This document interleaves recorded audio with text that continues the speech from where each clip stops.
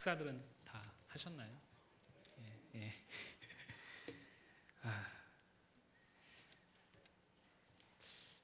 불꽃 찬양단이 있고 없고의 차이가 이렇게 크구나라는 생각을 오늘 하게 됩니다. 예. 그 앞에서 찬양을 먼저 이렇게 문을 활짝 열어주시는 그 불꽃 찬양단이 오후 예배에 정말 너무나 중요한 역할들을 하고 있었다라는 사실을 너무나 당연하게 여기고 있었는데 오늘 3곡밖에 안 했는데 너무나 힘드네요. 불꽃 찬양단 우리 단원들께 감사드립니다. 오늘 이사야 43장 1절부터 7절까지의 말씀을 함께 잠깐 보려고 합니다. 우리 자녀들이 어린 시절에 유아 시절에 하루가 다르게 커가는 모습을 다들 아마 보셨을 것입니다. 그것이 부모님들의 가장 큰 낙이었을 것입니다. 갑자기 어느 날 말을 하기 시작하고 또 스스로 무엇인가를 해보려고 애쓰는 그 모습, 그것들을 볼 때에 많이 컸구나 하는 생각들을 다들 아마 하셨을 것입니다. 긍정적이건 부정적이건 간에 우리 아이들이 분명히 커가고 있다라는 증거일 것입니다. 제 아이도 그렇습니다. 특히 요즘 우리 아이가 자주 하는 말이 내 거라는 말입니다. 먹을 것이 보이면 예전에는 아빠 한 입 그러면 딱 줬는데 요즘에는 내 거 그러면서 식탁 아래나 옷장 뒤에 가서 숨어버립니다. 다 먹을 때까지 나오지 않습니다.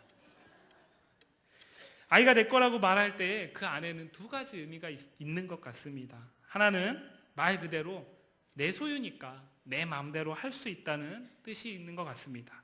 그리고 다른 하나는 내 거니까 엄마도 아빠도 그 누구도 손대지 말고 빼앗지도 말라는 그런 의미를 담고 있는 것 같습니다. 오늘 말씀에서도 이스라엘을 향해 하나님이 이렇게 외치고 있습니다. 너는 내 것이라. 무슨 의미이겠습니까? 말 그대로 이스라엘이 하나님의 소유이기 때문에 너희를 망하게 하건 너희를 흥하게 하건 너희를 회복시키건 그것은 내 맘대로 할 수 있는 일이다. 너희가 거기에 대해서 불만을 표출할 수 없는 일이다. 하나님 스스로 자신의 정당성을 확보하기 위해서 스스로를 변호하는 말씀이겠습니까? 아니면 내 아이가 잘못했을 때에 내가 아닌, 부모된 내가 아닌 어떤 다른 사람들이 내 아이를 질책하는 것을 참아보지 못하고 가서 가로막으면서 이 아이는 내 아이니까 당신이 손대지 마세요 라고 말하는 그런 의미와 같은 의미겠습니까? 1절 말씀에 너는 내 것이라는 의미, 이것은 단순한 소유의 개념이 아닙니다. 우리가 생각하듯이 우리가 이 세상에서 내 것이다 라고 말할 때 이거는 내 소유다 이렇게 말하는 그런 의미가 아니다라는 것입니다. 원문을 해석하면 이것은 너는 나에게 속하였다, 너는 나에게 속해 있다, 이런 뜻으로 번역할 수 있습니다. 하나님이 이스라엘을 향해서 너는 내 것이라고 말씀하시는 것은 소유가 아니라 관계에 방점을 두고 있다라는 것입니다. 1절은 이스라엘이 하나님께 속해 있기 때문에 두려워하지 말라고 말씀하고 있습니다. 부모들이 자기 아이가 다른 부모에게 질책받도록 내버려 두지 않고 자기 아이가 어떤 위험 가운데 노출되지 않도록 지키고 보호하는 것처럼 하나님께 속해 있기 때문에 그의 소유된 이스라엘은 그 누구도 함부로 하지 못하도록 지키시고 보호하신다라는 뜻이겠습니까? 그러나 이것은 우리의 추측일 뿐입니다. 본문에서는 그 이유를 2가지로 제시하고 있습니다. 1절 말씀 보시면 하나는 내가 너를 구속하였다라는 사실입니다. 하나님이 이스라엘을 구속하였다는 말씀입니다. 그렇습니다. 우리가 알고 있듯이 성경을 통해서 발견하는 것은 하나님은 이스라엘, 그 이스라엘의 구속자이십니다.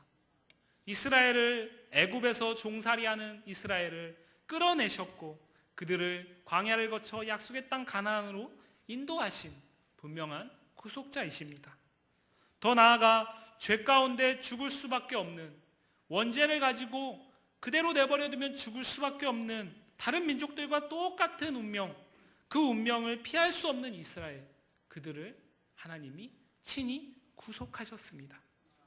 죄 가운데 망할 수밖에 없는 이스라엘을 친히 구속하신 하나님, 하나님은 그 구속을 통해서 너는 내 것이라고 분명히 보여주신 것입니다.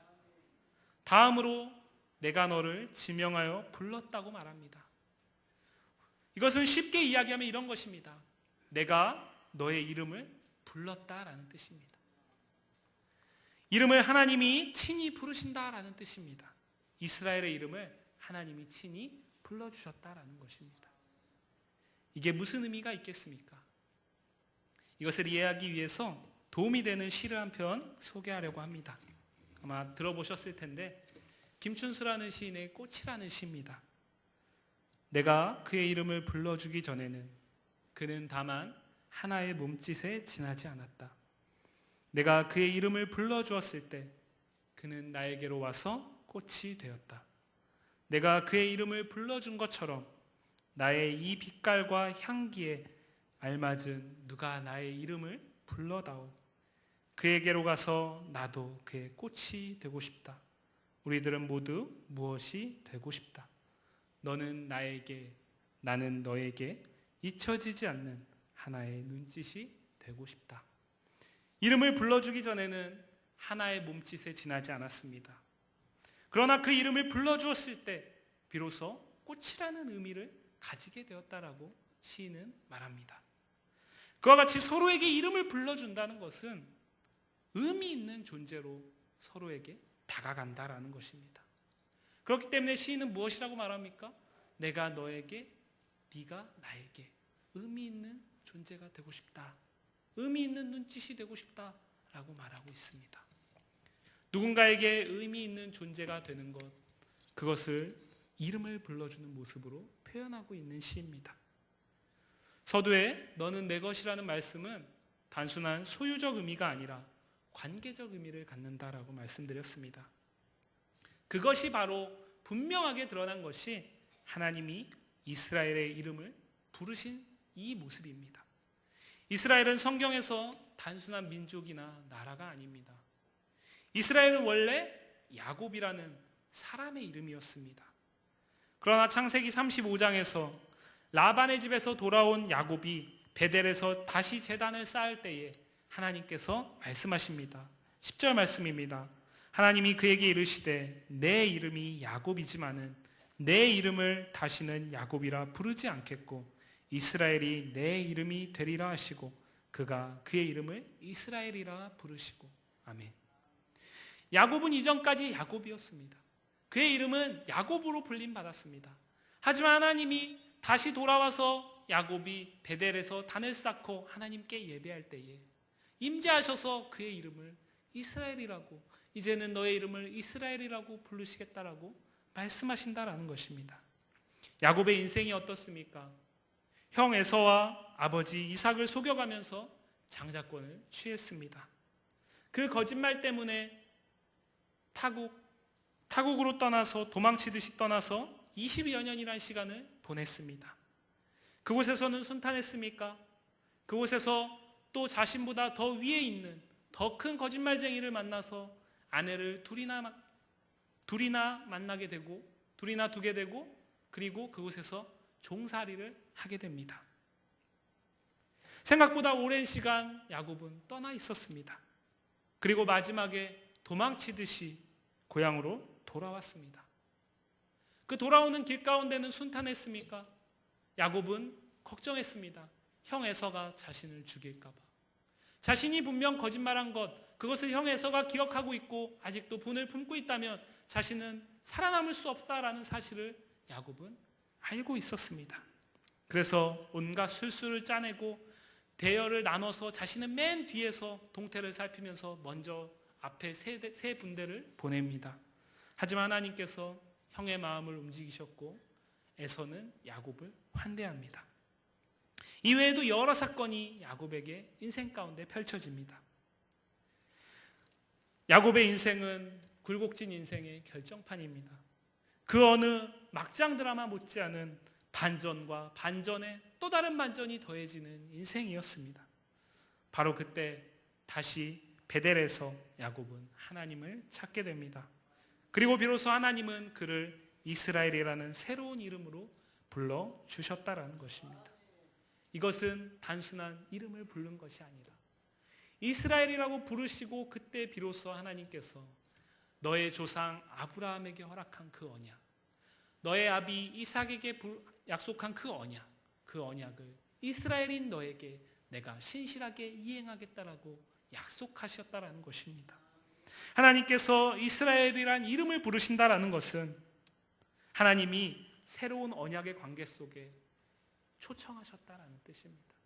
그 이전까지는 하나님은 야곱을 사랑했지만 야곱은 하나님을 전적으로 품지 못했다면, 하나님은 야곱을 향한 여전한 언약 가운데 있었지만 야곱은 그 언약이 무엇인지 품지 않았다면, 비로소 하나님께서 이스라엘이라는 이름을 새롭게 지어 불러주심으로써 그 언약의 쌍방관계 안에서 신실함을 서로 지켜야 되는 관계가 되었다라는 것입니다. 그 언약을 지키신다라는 것은 하나님께서 야곱을 보호하시고 인도하시고 지키심을 말하는 것입니다. 바로 이 이스라엘이라는 이름은 이러한 배경을 가지고 성경 가운데 등장합니다. 본문 1절 말씀은 그것을 하나님이 야곱을 창조하셨고 하나님이 이스라엘을 지으셨다라고, 조성하셨다라고 말하고 있습니다. 하나님이 너는 내 것이다, 너는 나에게 속하였다라고 말씀하시는 것은 하나님이 이스라엘을 향해서 너와 나는 남남이 아니다, 너와 나는 특별한 언약 가운데 있는, 우리는 서로에게 의미 있는 관계이다. 그 관계 속에서 나는 너에게 여전히 신실하다, 나는 너가 나에게 신실하기를 원한다. 그 신실하신 하나님을 보라는 말씀인 것입니다. 언약의 신실하신 하나님을 믿고 의지하고 두려워하지 말라고 오늘 43장 말씀은 2번이나 말씀하고 있습니다. 2절은 구체적인 상황이 나타납니다. 애국 군대를 수장한 그 홍해의 물에서 하나님은 똑같은 그 홍해의 물에서 애굽은 수장하시고 이스라엘은 건지셨습니다. 소돔과 고모라 불로 멸해지는 그 상황 가운데서 하나님은 많은 사람들을 멸하셨지만 아브라함의 조카 롯과 그의 가족은 건지셨습니다. 이미 이스라엘의 조상들은 상황 속에서 구원하시고 보호하시는 하나님을 경험하였습니다. 특별히 본문의 이 이스라엘, 이들은 지금 바벨론의 포로, 그것이 예고되어 있습니다. 그때 이들의 성은 불탈 것이고 그때 이들은 포로로 바벨론에 끌려갈 수밖에 없습니다. 그것은 두려운 일입니다. 그러나 하나님은 우리가 이미 살펴봤던 41장 말씀에서 의로운 오른손으로 이스라엘을 지키고 보호하실 것이니 두려워하지 말라고 말씀하셨습니다. 오늘 본문에서 다시 말씀하시고 있습니다. 두려워하지 말라, 나는 너희를 이스라엘이라 부름으로써 다시 언약의 관계로 초청하고 신실히 그 언약을 행할 여호와 하나님임을 기억하라고 말하고 있습니다. 너의 조상을 내가 건졌다, 너의 조상들을 내가 보호했다. 그 애굽에서 홍해라는 생각지도 못하는 그 난관 가운데서 바다를 갈라서 건너게 하였다. 그렇게 내가 인도하고 지킨 여호와다. 지금 너희가 생각하는 이 두려움, 너희 눈앞에 놓인 이 두려움, 이 두려움도 능히 내가 건질 것이다, 지킬 것이다, 보호할 것이다 라고 말하고 있는 것입니다.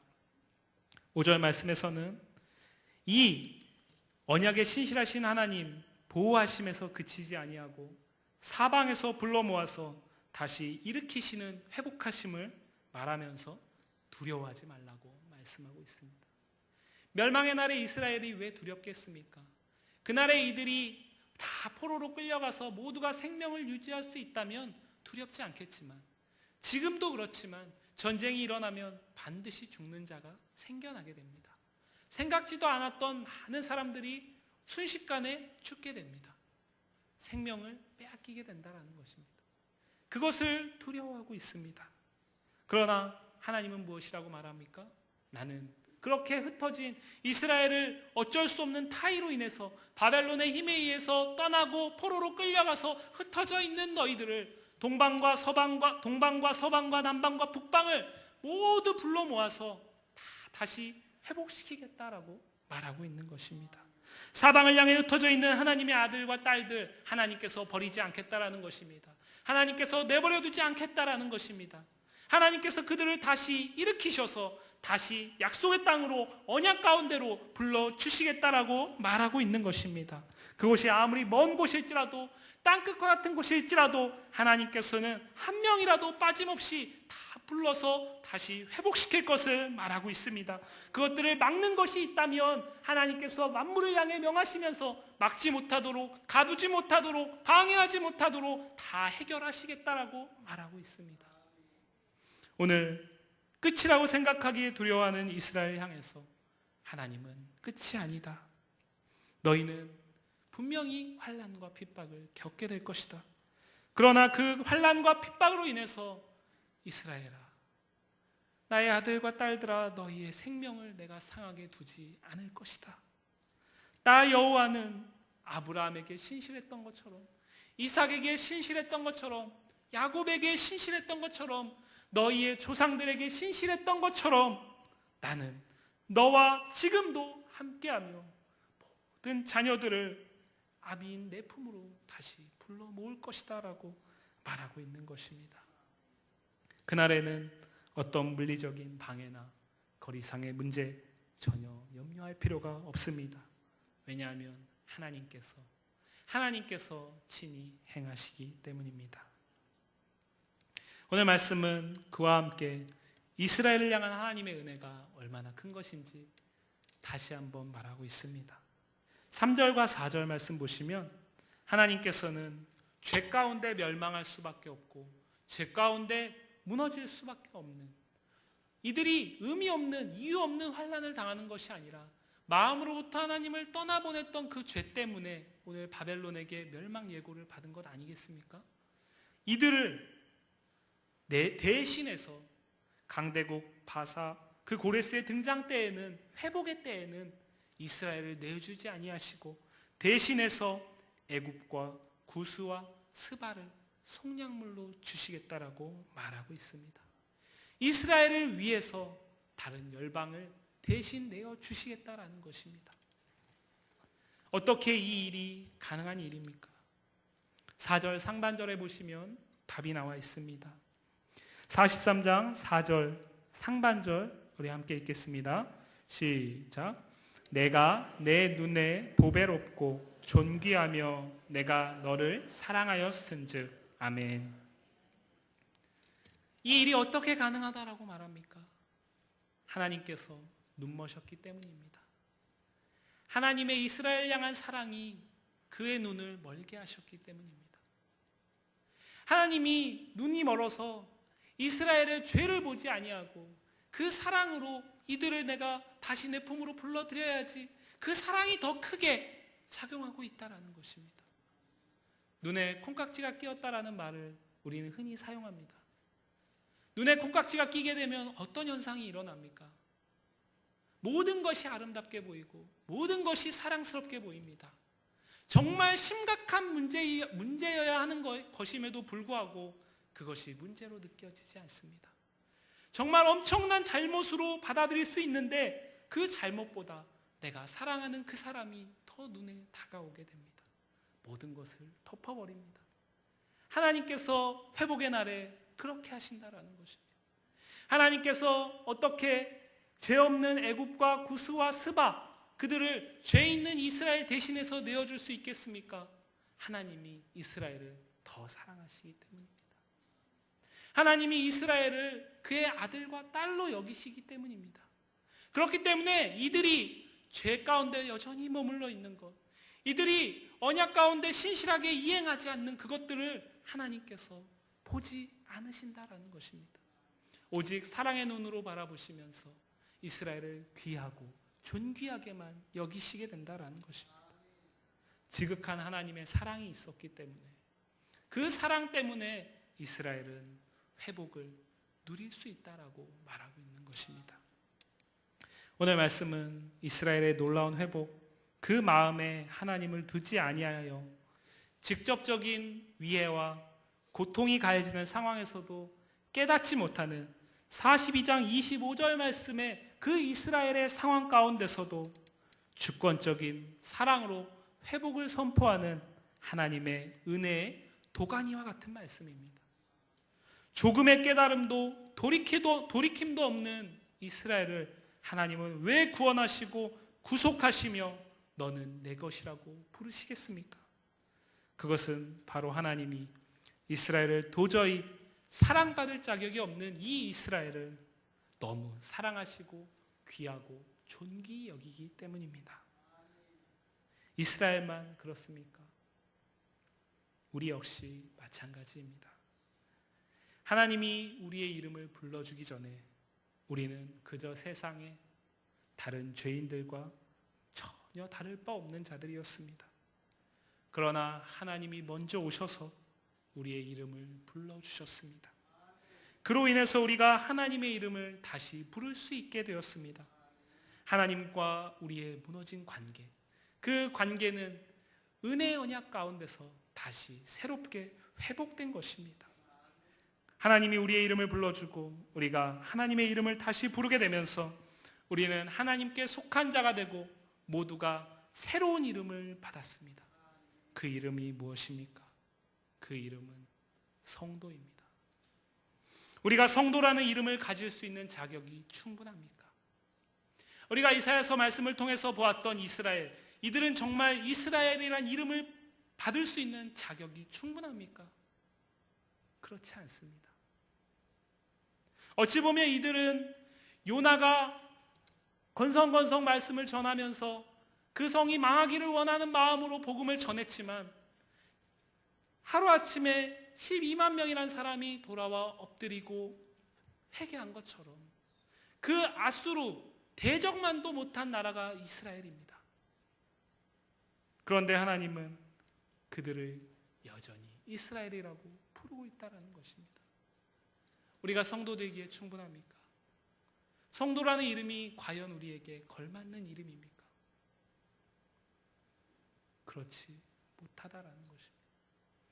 하나님께서 강권적인 은혜로 우리를 구속하시고 하나님께서 우리를 성도라는 새로운 이름으로 불러주시는데 우리는 여전히 이 세상의 정욕을 쫓아 살지 않습니까?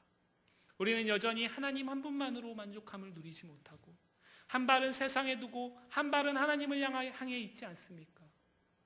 하나님을 믿는다고 하지만 실상 우리의 삶에서 하나님의 간섭하심을 우리는 거부하고 있지 않습니까? 하나님이 무엇이라고 말씀하시는지 관심도 없지는 않습니까? 그럼에도 불구하고 하나님은 오늘도 우리를 성도라고 불러주신다라는 것입니다. 하나님의 극진한 사랑 때문에 우리의 잘못과 우리의 허물, 우리가 하나님 앞에 신실하지 못함, 그것들을 하나님께서 눈먼 자처럼 보지 않으시기 때문에 그저 사랑으로 이들은 연약하기 때문에 우리는 그저 연약하고 우리는 내버려두면 죄 가운데 스스로 빠질 수밖에 없는 그러한 연약한 자들이기 때문에 내가 이들을 오늘도 사랑해야지, 오늘도 사랑해야지.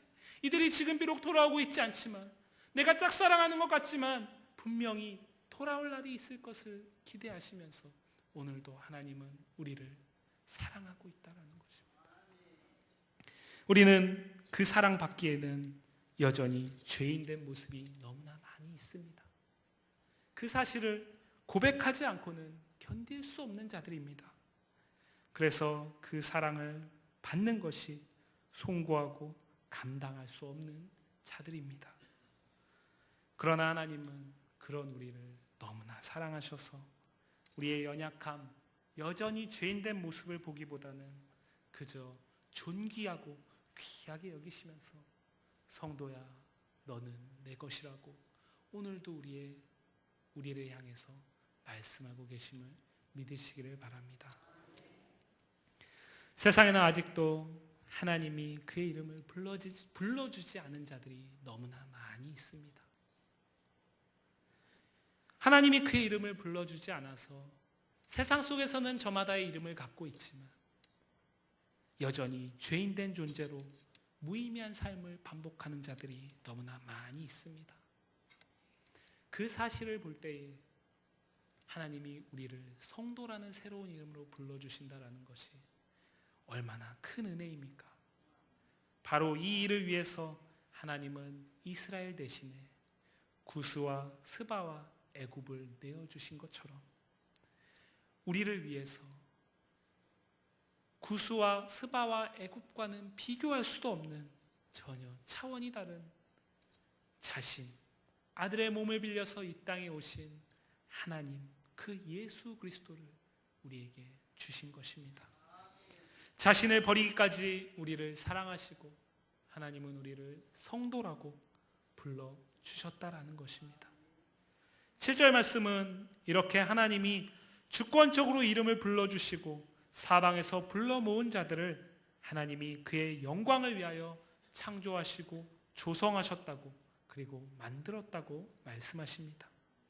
하나님이 자신을 십자가에 버리시면서까지 우리를 구속하시고 우리를 성도라고 부르시면서 회복으로 인도하시는 것은 우리가 이 땅에서 하나님을 믿고 하나님을 의지함으로 세상 사람들이 부러워하는 복된 세상의 복된 삶을 살게 하기 위함이 아니라 하나님의 영광을 위한 것임을 오늘 7절 말씀은 말하고 있습니다.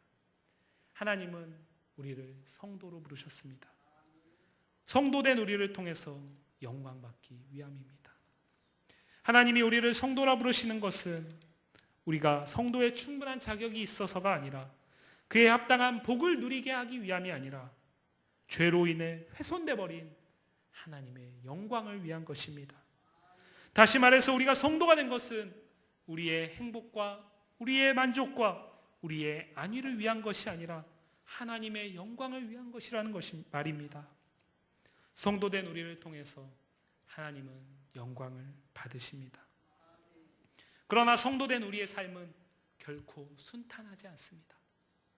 성경은 끊임없이 우리에게 무엇을 말합니까? 성도된 자에게 이 세상에서 핍박이 있다라고 말합니다. 성도를 넘어뜨리는 것이 세상의 권세 잡은 마귀의 계략이기 때문입니다. 때로는 그것이 우리에게 달콤하게 다가오고 때로는 그것이 우리의 목숨을 위협하는 경각에 달린 것처럼 다가오기도 합니다. 성도는 바로 그때에 빛을 발합니다. 우리는 우리의 생명과 우리의 만족과 우리의 삶의 안위를 위해서 성도라는 이름을 받은 것이 아니라 하나님의 영광을 위해서 그 이름을 받은 것이기 때문입니다. 그렇기 때문에 성도는 이 세상의 것을 분토와 같이 여길 수 있습니다. 오직 하늘에 쌓아둘 것만 생각할 수 있습니다. 그렇기 때문에 성도는 하나님과 세상을 겸하여 섬기려 하지 않습니다. 하나님 한 분만을 섬기기도 성도는 벅찹니다. 내 가진 모든 것을 가지고 하나님을 섬기려 하여도 우리는 온전히 하나님께 100%의 영광이 될 수 없습니다. 우리는 여전히 죄 가운데 있는 자들이기 때문입니다. 그러한 우리에게 물 가운데로 불 가운데로 지나는 것과 같은 이 고난과 환난과 핍박, 이것은 성도라는 이름을 받기 위해서, 성도라는 이름을 지키기 위해서 필요한 것임을 오늘 말씀은 이야기하고 있습니다. 애굽에서 가나안 땅으로 들어갈 때 홍해 앞에서 놀라운 일이 일어났습니다. 그 홍해 앞에서 전전긍긍하던 출애굽한 이스라엘 백성들, 그들을 하나님께서는 바다를 가르고 길을 내어서 건너게 하셨습니다. 뭣도 모르고 애굽 군대는 따라 들어갔습니다. 이스라엘 백성들은 그 홍해가 구원의 강입니다. 구원의 바다입니다. 하지만 애굽 군대에게 그 홍해는 멸망의 바다입니다. 무엇입니까? 세상에 있는 모든 사람에게는 홍해와 같은 환난과 고난과 역경이 있습니다. 그 핍박이 있습니다. 어려움이 있습니다. 하지만 성도와 성도되지 아니한 자는 그 환난과 핍박이 끝난 이후의 결과가 다르다라는 것입니다. 성도는 그 환난을 통해서, 그 핍박을 통해서, 고난을 통해서, 역경을 통해서 구원하시는 그 하나님을 더욱더 바라볼 수 있습니다. 그래서 오늘도 내가 성도였지, 오늘도 나를 성도라고 부르시는 분이 하나님이시지, 그렇기 때문에 나는 하나님 안에서 하나님께 속한 자고 나는 그 하나님께 속해 있기 때문에 전혀 이 환난과 고난과 핍박 두려워할 것이 되지 못한다라고 고백할 수 있습니다. 하지만 성도되지 아니한 자는 절대로 그렇게 할 수 없습니다. 그렇기 때문에 성도되지 아니한 자는 그 환난과 고난과 핍박이 끝인 것처럼 여기게 됩니다. 하나님은 오늘 이스라엘을 향해 그것을 말하고 있습니다. 이것은 너희에게 끝이 아니다. 이것은 너희를 망하게 하기 위한 것이 아니다. 이것은 내가 너희를 사랑하기 때문에 허락한 고난이다. 이 고난이 끝나고 나면 나는 너희를 다시 회복할 것이다. 지금 너희가 흩어질지 모른다. 하지만 그날에 나는 너희를 다 불러 모을 것이다. 그리고 다시 내 품으로 끌어안아 줄 것이다. 그 새 창조의 날을 기대하라고 말하고 있습니다. 오늘 1절과 7절 말씀은 똑같이 창조하셨다, 조성하셨다, 만드셨다, 지으셨다라고 말하고 있습니다. 하나님께서 패역한 백성들을 패하시고 다시 하나님 앞에 합한 백성들을 새롭게 창조하심을 말하고 있습니다. 하나님께서 이 땅에 인간을 만드실 때 그 두셨던 그 목적, 하나님의 영광을 위한 것, 그 목적은 오늘 이 시간도 유효하다라는 것입니다. 성도라는 이름을 지어주신 것도 그 목적 때문이다라는 것입니다. 그것을 위해서 하나님께서는 새로운 창조를, 새로운 창조의 공동체를 허락하시겠다라고 오늘 7절 말씀을 통해서 말하고 있습니다. 내 이름으로 불려지는 자, 예수 그리스도의 이름으로 불려지는 자, 하나님의 이름으로 불려지는 자, 그 모든 자들이 곧 하나님의 영광을 위해서 새롭게 창조된 자들임을, 피조물임을 말하고 있는 것입니다. 사랑하는 성도 여러분, 이 자리에 있는 우리 모두가 하나님이 우리의 이름을 불러주기 전에는 그저 죄인에 불과한 무의미한 존재였음을 기억하시기를 바랍니다.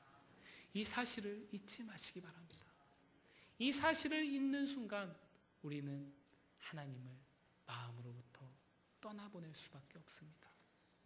하나님이 뭔데 나에게 죄인이라고 말할까? 나는 세상 사람들이 보기에 충분히 의로운 삶을 살고 있는데 왜 하나님은 오늘도 나에게 죄인이라고 말하고 있을까? 그것은 세상 사람들이 말하는 그 의와 하나님이 말하는 의가 다르기 때문입니다. 하나님의 의는 예수 그리스도의 십자가 그 위에서 이루어진 의이기 때문에 그 믿음의 고백이 없으면, 그 믿음이 없으면 모든 것은 불의한 것입니다. 그 고백은 우리가 내 모든 죄를 십자가에서 예수 그리스도께서 짊어지셨다라는 고백에서 시작됩니다. 그 확신에서 시작됩니다. 쉽게 말해 우리가 본질상 죄인이었다라는 그 고백에서 시작됩니다. 예수 믿은 이후에 우리의 삶 왜 바뀌지 않겠습니까? 우리는 여전히 연약하기 때문입니다. 우리는 여전히 이 세상에서는 불완전하기 때문입니다. 하지만 그러한 불완전한 우리를 하나님은 성도라고 불러주신다라는 것입니다. 그 하나님의 사랑을 기억하시길 바랍니다. 우리의 공로나 노력이 아니라 하나님의 전폭적이고 극진하고 눈멀어버린 그 사랑이 우리를 구속하시고 우리의 이름을 성도라고 부르시면서 하나님의 이름을 마음껏 부를 수 있는 존재가 우리가 되게 하셨음을 감사하시기 바랍니다. 도저히 우리의 이름이 될 수 없는 이 성도라는 이름을 하나님이 부르심을 믿고 감사하며 그의 합당한 영광을 돌리는 새로운 피조물이 다른 누가 아니라 바로 이 자리에 있는 우리 한 사람 한 사람이 되게 하셨음을 기뻐하며 오직 하나님께만 영광 돌리는 거룩한 성도 되시기를, 그러한 성도들이 모여있는 우리 교회가 되기를 주님의 이름으로 간절히 축복합니다. 우리 시간 함께 기도하겠습니다. 하나님,